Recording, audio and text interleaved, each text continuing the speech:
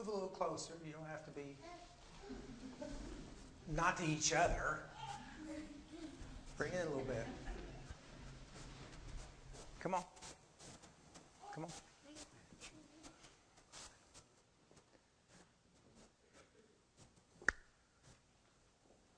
Who all likes to go fishing?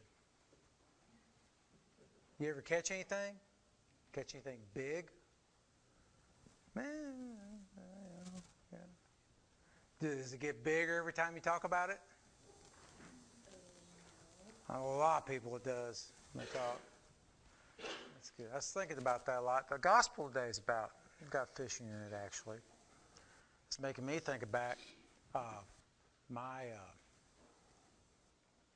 grandpa fished for a living. He was a commercial fisherman. He used what are called hoop nets and trot lines to catch fish. He'd sell them. He had a fish market there at his house across the street from where I grew up. I went with him one time that I can remember. And the thing about my grandpa was when most guys, well, a lot of people fished like that back then because you could eat the fish out of the river. When they were going out, he'd be coming back in.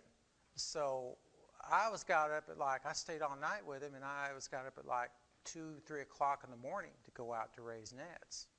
Now, I was little. I was 5 years old. But I went with him. He took me with him. And there's other people too. And we come back. I remember the moon was still up real high.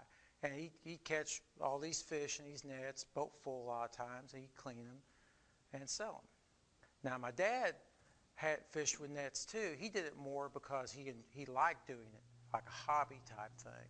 And I've got a picture here with one of the bigger fish that he caught. And that's a picture of my dad with one of the catfish he caught out of a net. Now, he had probably caught bigger. Am I right, Jack? My brother Jack will tell me that. The picture with Dad, yeah, he had caught bigger. In fact, it's real fun on a hot day when your job is to sit out there with this fish laying on a tarp or an old raincoat and keep him wet so he doesn't die until they can get him cleaned. But that's how big that fish was. He's pretty good. So my dad was taller than me a little bit. That's a good-sized catfish. We'd caught some albino catfish. Most of the time you couldn't tell it because they'd been in a net fighting. They were all scratched up, but they're pretty interesting fish. And like I said, my grandpa would even go out real late at night. Wonder, this mic acting up. Most people like me, I can never do that as far as that. Most people fish with a rod and a reel. I don't think I've ever used this reel before. I've had it for years. Fun story how I got it, not time, but not now.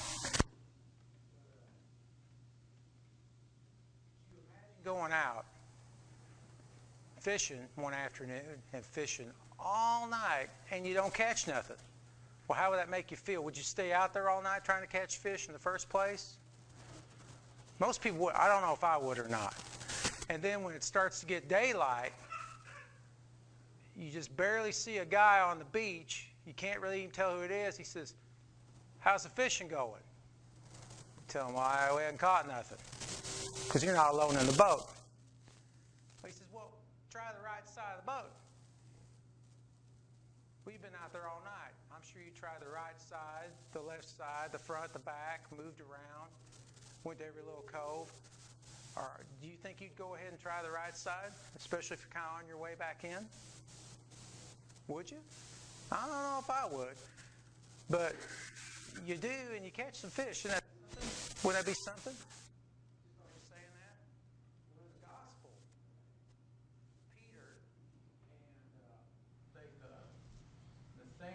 Thomas and John and James went fishing because Peter was sitting there. He said, "Let's go. I'm going to go fishing." They said, "We'll go with you." They stay out all night, don't catch anything. Of course, they use nets. They use drag nets or cast nets to fish. And after all that time, they see some out on the shore in the morning. They don't know who it is. He says, "We'll cast on the right side." And they did. They caught a bunch of fish. In fact, they caught 153 fish, and they were so big they couldn't pull the net into the boat. Well, Peter figures out who it is on the beach. It's Jesus. He jumps off and goes into shore to see him. And there Jesus has some fish already on a little fire with some bread. He tells them, "Come bring some some of the fish you got to have breakfast. Now, what do you think would have happened if they wouldn't have threw those nets out? They wouldn't have caught any fish, yeah. But if they still recognized, you think Jesus still would have cooked breakfast for them and loved them and cared for them? But, you know, they would have really missed out on all those fish. And it makes you think, it makes me think anyway, sometimes when we don't do what Jesus tells us to do in His Word or maybe through somebody or something, that He's still going to love us and He's still going to provide for us, but we miss out on so much. So one of the things we can take away from that is that all these blessings He wants us to have, He wants us to, when He tells us to do something, it's for a good reason, isn't it? All right. All right, let's pray. Father God, thank you, Lord, for these children. Thank you for your word. Thank you for your Son and your Spirit. Father, I just ask that you bless these children and their families, that you bring them up in strength and in you. And help us all to learn to do your will and receive your blessings. So I ask your Son's most holy and precious name.